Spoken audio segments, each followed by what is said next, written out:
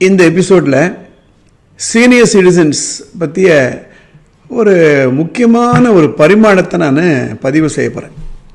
இப்போ நம்ம எல்லாருக்குமே வயசாகிட்டுருக்கு. ஒரு முதல்ல 15 வருஷம் அவர் parents took care of us. அதே மாதிரி கடைசி 15 years somebody should take care of us. அது நம்ம குழந்தைகளாக இருக்கலாம், அல்லது நண்பர்களாக இருக்கலாம், உறவினர்களாக இருக்கலாம், அல்லது இதான ஒரு சீனியர் சிட்டிசன்ஸ் ஹோமாக இருக்கலாம். நம்ம தனியாக இருக்க முடியாது. ஏன்னா இப்போ இருக்கக்கூடிய காலகட்டத்தில் தனியாக இருக்க முடியுமான்றதே ஒரு பெரிய கேள்விக்குறியாகிடுது. சேஃப்டி பாயிண்ட் ஆஃப் வியூலாம் பார்க்கும்போது கூட என்ன தான் உடம்பில் தைரியம் இருந்தாலும், பலம் இருந்தாலும், பணபலம் இருந்தாலும், living alone is going to be a serious problem at the senior citizens age, especially ஒரு 70 ஆரம்பித்து முக்கியமாக 80க்கு அப்புறம். அப்போது நம்ம யாரோடு இருக்க போகிறோம், யாரை நம்மளை காப்பாற்ற போகிறாங்க, அது ரொம்ப ரொம்ப முக்கியம். அந்த காலகட்டத்தில் நாம் எப்படி நடந்துக்கிறோம் அப்படின்றது ரொம்ப முக்கியம். வயசில் தெம்பு இருக்கச்ச, கையில் அதிகாரம் இருக்கச்ச, பணம் இருக்கச்ச, ஓரளவுக்கு நம்மளால் மற்றவங்களை நம்ம கட்டுப்பாட்டுக்குள்ளே வச்சுக்க முடியும். ஆனால் வயசாக வயசாக கடைசி காலத்தில் நம்மக்கிட்ட பணம் இருக்க போகிறதா, இல்லது உடம்பில் சக்தி இருக்க போகிறதா, இல்லை அதிகாரம் இருக்க போகிறதா, எல்லாமே ஒரு கேள்விக்குறி தான். இது மாதிரி காலகட்டத்தில் பொண்ணோடையோ இல்லை பையனோடையோ போய் இருக்க வேண்டிய காலகட்டம் வரலாம். அப்போது நம்ம எப்படி நடந்துக்கிறோன்றது முக்கியம். எல்லாருக்குமே வயசாகிடுது, மெச்சூரிட்டி வந்தாச்சு, அவங்கெல்லாம் தனக்கு தானே முடிவெடுக்கக்கூடிய ஒரு நிலைக்கு வந்தது போது நம்ம எல்லாத்துலேயும் போய் நம்ம மூக்க நுழைச்சிட்டு இது செய்யாத அது செய்யாத இல்லை கிரிட்டிசைஸ் பண்ணிக்கிட்டு இருந்தோம்னா எத்தனை பேருக்கு அதை சகித்து கொள்ளக்கூடிய சகிப்புத்தன்மை இருக்கும்? யோசனை பண்ணி பார்க்கணும்.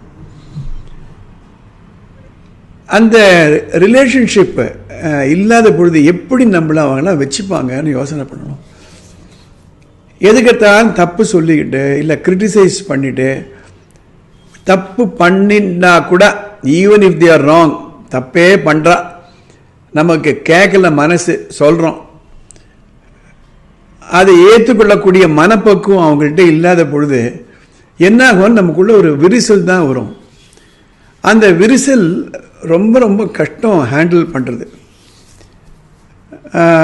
ஒரு லெவலுக்கு போகும்பொழுது நம்மளை அவாய்ட் பண்ண ஆரம்பிச்சிருவாங்க, நம்மளை தவிர்க்க ஆரம்பிச்சிருவாங்க. அப்புறம் நம்மளை வரவேற்க மாட்டாங்க, ஒதுக்கி வச்சிருவாங்க. இந்த நிலை வந்துடும். அப்போ எங்கே போவோன்ற ஒரு கேள்விக்குறி வருது. இந்த நிலை பையனோடையோ பொண்ணோடையோ இல்லை கூட பிறந்தவங்களே வச்சுக்கோங்களேன், அண்ணன் வீட்டுக்கோ இல்லை தம்பி வீட்டுக்கோ போய் இருக்க வேண்டிய வரலாம், அக்கா வீட்டுக்கு போய் இருக்க வேண்டி வரலாம், இல்லை தங்கச்சி வீட்டில் போய் இருக்க வேண்டி வரலாம், இல்லை தூரத்து உறவினர்கள் வீட்டில் போய் இருக்க வேண்டி வரலாம். அந்த மாதிரி நிலையில் ஒரு ஒரு ஒரு மெச்சூரிட்டி ஆஃப் மைண்ட் இருந்து நம்ம சுற்றி இருக்கக்கூடிய நிகழ்வுகளை பொறுத்துக்கிட்டு, இல்லை ஒருத்தரை அட்வைஸ் பண்ணணும் நம்ம நினைக்கிறோமா, எப்படி அட்வைஸ் பண்ணுறோமோ அப்படி அட்வைஸ் பண்ணணும். அவங்க இரிட்டேட் ஆகிற மாதிரி அட்வைஸ் பண்ணி என்ன ஆகும்னா, இவங்க வானா அவங்க வீட்லேயே இருக்கட்டும், இல்லை கொண்டு போய் அவங்கள ஒரு சீனியர் சிட்டிசனில் விட்டுடலாம் அப்படின்னு வரும்.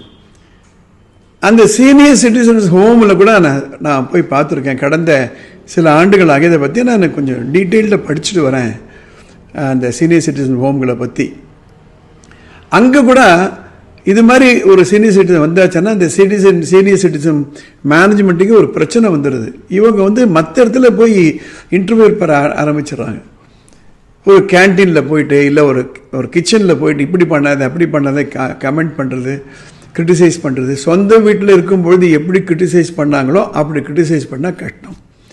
நம்ம வளரும்போது, நம்ம கூட குழந்தைகள் வளரும்பொழுது நம்மக்கிட்ட பவர் இருந்தது, அதிகாரம் இருந்தது, வயசு இருந்தது, சக்தி இருந்தது உடம்புல. இது இல்லாத பொழுது என்ன பண்ண போகிறோம்? நான் அதான் சொல்கிறேன், they will start avoiding us, they will start hating us, they will start isolating us.